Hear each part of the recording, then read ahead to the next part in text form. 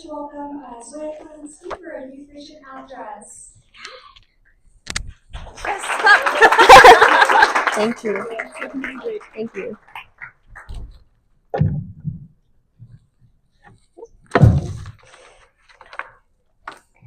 Good morning, Excellencies, delegates, and friends. Today, we're all here for the same purpose, to come together and talk about how we can make real change. My name is Zoya Kalinsky, and I'm 14 years old. Yes, 14 years old. Thank you. Some people hear that and think, isn't she a little young to be up here? Well, I hope by the end of this speech, your tone will change. And if it doesn't, it probably means you're in the wrong room. Luckily, I'm not the first young person to try and change the world. Take Gitanjali Rao, who at just 10 years old developed a device to detect lead in water, solving a crisis affecting millions. Or Louise Braille, who at 15 invented the Braille system for the blind. These young innovators show us that age is never a barrier for making a difference. They didn't wait for permission, they acted. And so can we. As youth, the future isn't waiting for us to grow up. It's waiting for us to step up. Something I hear way too often on my journey is, youth are the future. Youth are the next generation of leaders. But you know what I never hear? Youth are the present. Youth are the leaders of today. For far too long, the world has treated us like placeholders, like we're just standing in line, waiting for leadership 20 or 30 years from now.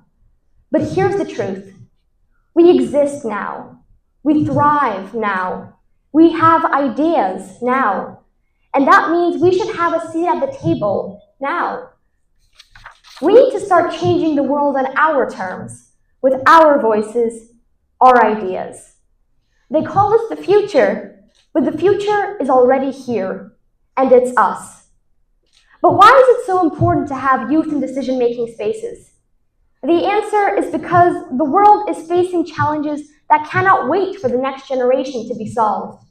Climate change is not waiting. Inequality is not waiting. Conflicts aren't waiting. So why should we? This burden to change is on my shoulders just as much as it is on all of yours. And advocacy is a lifelong journey that should be encouraged at the earliest ages. My journey started when I was 9 years old, when I left the traditional school system after being bullied on a daily basis. At first, I felt like I had lost everything, my friends, confidence, my place in the world.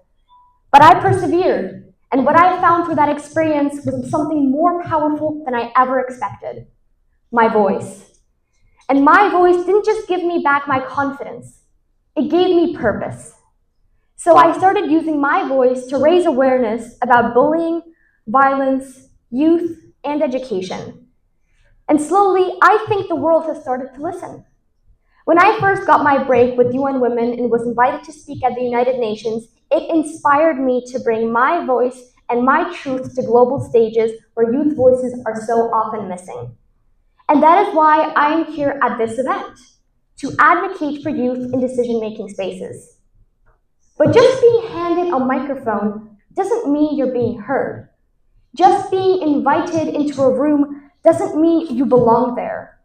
And just being welcomed into someone else's space doesn't mean that space was built for you.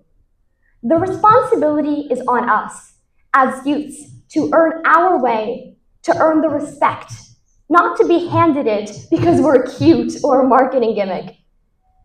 I don't want to be a youth token voice, nodded at, clapped for, then forgotten.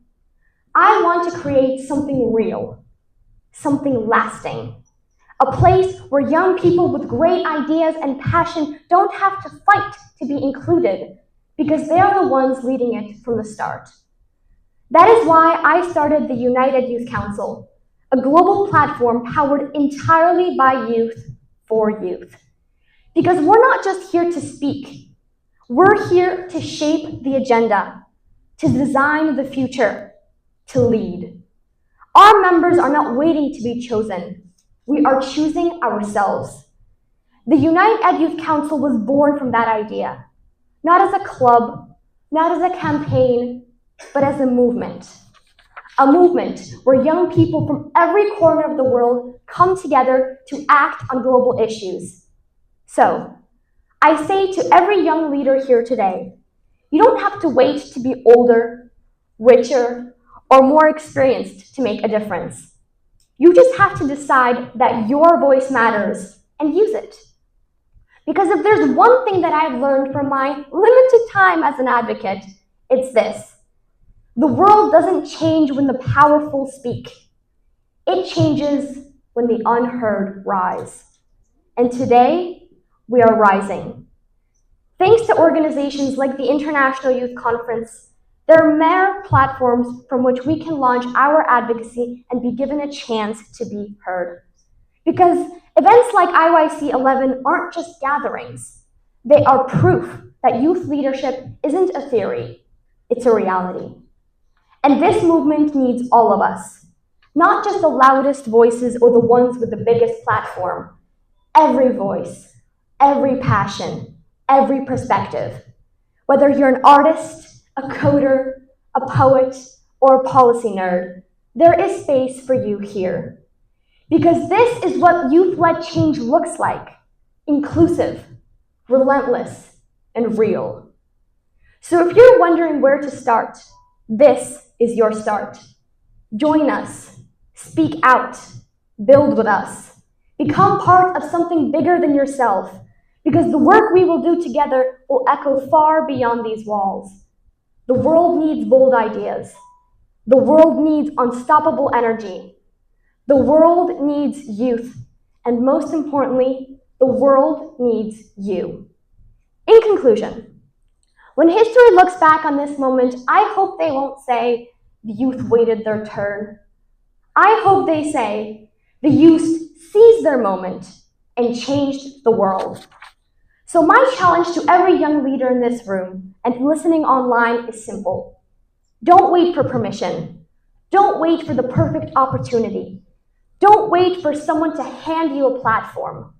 Be the platform. Lastly, to all the adults in the room, don't expect us to wait, because if we don't get a seat at your table, we will just have to build our own. Thank you.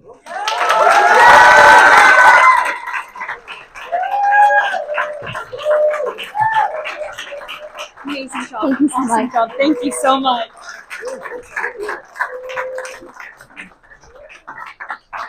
What an incredible job. I would like to welcome Himanshu Prayara, the president.